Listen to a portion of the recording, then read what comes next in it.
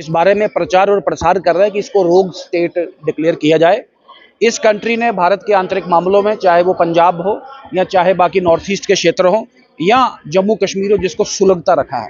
बड़े अफसोस की बात है कि नेशनल कॉन्फ्रेंस के विधायक ऑनरेबल एमएलए मीर सैफुल्ला, जो नेशनल कॉन्फ्रेंस के एक बहुत वरिष्ठ नेता भी हैं, और उनको उस कंट्री की, उस मुल्क की याद आ रही है विधानसभा में। अरे इतना ही प्रेम है वहाँ से, तो अगला चुनाव या इसी चुनाव में इनको वहीं क्यों ना भेजा जाए। हमने स्पीकर से मांग की है उनके रिमार्क्स को एक्सपंज करने की, और मुझे पूरा उम्मीद है कि स्पीकर साहब ने, असेंबली ने उसका पॉजिटिव नोट लिया। और ऐसी शरारतपूर्ण बयानबाजी, मैंने कहा कि कम से कम सफाई जो हुई है 5 अगस्त 2019 के बाद, सबसे पहले तो करप्शन में सफाई, और ये जो मानसिक सफाई, मुझे लगता है इसमें होने में थोड़ा समय लगेगा, लेकिन सफाई करके छोड़ेंगे। ये विधानसभा और इस विधानसभा का पटल देश विरोधी, राष्ट्र विरोधी और देश के दुश्मनों के बदी प्रेम दर्शाने वाली जो राजनीति है, कम से कम भारतीय जनता पार्टी चलने नहीं देगी। डेलिबरेटली मुद्दों से भटकाने की कोशिश तो नहीं हो रही इस तरह की? देखें, आदत है, और ये आदतें तो ठीक तो करनी होंगी। काफ़ी सारी ठीक भी हो गई हैं, लेकिन इसको भी ठीक करेंगे, आप चिंता मत करें। और देश की बात होगी, राष्ट्रवाद की बात होगी, विकास की बात होगी, जम्मू कश्मीर के युवा की बात होगी। ये भुलाने वाले, भटकाने वाले ये नैरेटिव कम से कम भारतीय जनता पार्टी बिल्कुल अलाउ नहीं करेगी। सर, एक बार फिर से 370 का मुद्दा भी उठाएगा, उस पर क्या कहना चाहते हैं? उससे बड़ा साफ और स्पष्ट, इसमें कोई बड़ी कानून की एक बात नहीं। धारा 370 को निरस्त करने का जो फैसला, वो भारत की दोनों संसदों ने उस पर अपनी स्टैंप लगाया है, मोहर लगाया, और दोनों संसदों के फैसले पे सुप्रीम कोर्ट की माननीय बेंच ने, कॉन्स्टिट्यूशन बेंच ने, संवैधानिक पीठ ने उस पर अपना स्टैंप लगाया है। और आपके सामने फिर दोहरा रहा हूँ, स्पेशल स्टेटस नाम की कोई भी शब्द, कोई भी आइडिया, कोई भी लीगल टर्म कभी भी एग्जिस्टेंस में था ही नहीं।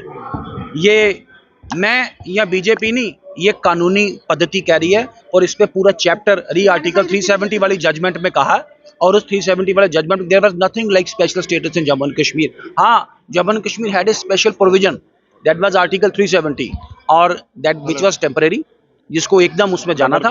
आज उसको जाते जाते 60 के 70 साल लगे, लेकिन नरेंद्र मोदी जी की जब सरकार आई, इस आर्टिकल को निरस्त किया गया, जिसका वेलकम पूरे देश में किया गया, पूरी दुनिया में किया गया।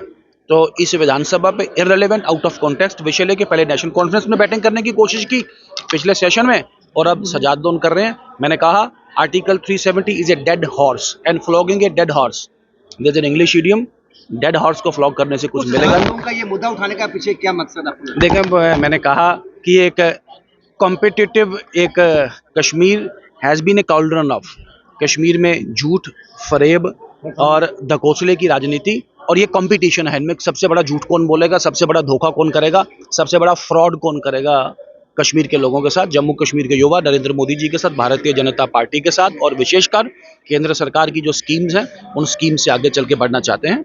मेरा सबसे स्पष्ट अपील है कि इस स्पेशल स्टेटस और ये 370 वाली जो बात कर रहे हैं, 35 वाली बात कर रहे हैं, ये फैसला, इसको रिवोक करने का जो फैसला राष्ट्रीय इंटरेस्ट में, नेशनल इंटरेस्ट में था। और ये बात ना सिर्फ कानूनदान या पॉलिटिशियन या आम आदमी कश्मीर के गली मोहल्ला, खेत खलिहान में इस बात को समझता है, इसको सुनता है और इसको समावेश करता है। तो इस बात पे जितनी भी बातें की जाए, ना उसमें तर्क है, ना उसमें तथ्य है, और ना ही उसका कोई तुलनात्मक जिसे कहते हैं कोई इसका औचित्य है।